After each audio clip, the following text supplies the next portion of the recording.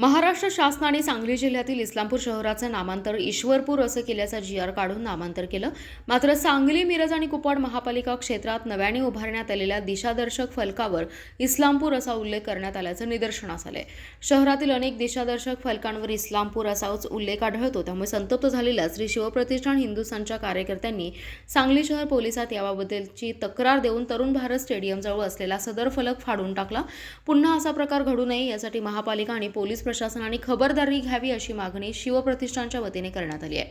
यावेळी कार्यकर्ते मोठ्या संख्येने जमा झाले होते. संतप्त झालेल्या श्री शिवप्रतिष्ठान हिंदुस्थानच्या धारकऱ्यांनी आयुक्त संजिता महापात्रा यांना निवेदन देऊन सदरच्या दिशादर्शकांवरील इस्लामपूरचे ईश्वरपूर बदलून घेण्यात यावे अशी मागणी केली.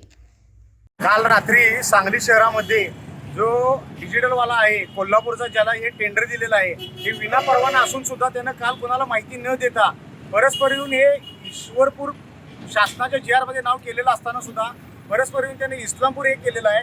यामध्ये कोणताही आयुक्तांची परमिशन नाही आहे बोर्ड लावण्यामध्ये. सांगली शहरामध्ये जवळजवळ 7 ते 8 ठिकाणी हे बोर्ड लावलेले आहेत.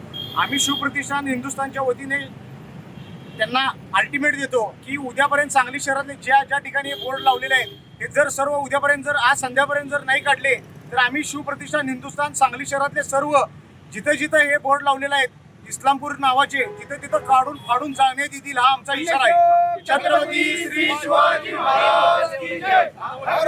छत्रपती श्री संभाजी महाराज की जय. भारत माता की जय. हिंदू धर्म की जय. ह्या GRला जाणीवपूर्वक उल्लंघन करून अशा पद्धतीमध्ये सांगली शहरामध्ये नव्हे जिथं इस्लामपूरचं आता पुन्हा जरा तुष्टीकरणाचं काम केलं. शासकीय गाड्यांच्यावर, आपल्या जाणाऱ्या SD महामंडळांच्या गाडीवर किंवा कुठल्याही ठिकाणी असं जातीभेद निर्माण करण्याचं जर काम कोण जर करत असतील तर त्यांना जसं उत्तर आता आम्ही हे इस्लामपूर तुडवून केलेलं आहे तसं त्यांना त्या भाषेत आम्ही उत्तर देईन ह्याची शिवप्रतिष्ठान हिंदुस्थानकडून आम्ही त्यांना चेतावणी समजावी. अखंड महाराष्ट्रामध्ये अशा पद्धतीचं नावाचं कुठेही जरा जाणीवपूर्वक जरा द्वेष निर्माण करण्याचं काम कोण करत असेल तर त्याची दखल तिने आत्ताच्या या क्षणापासून घ्यावी.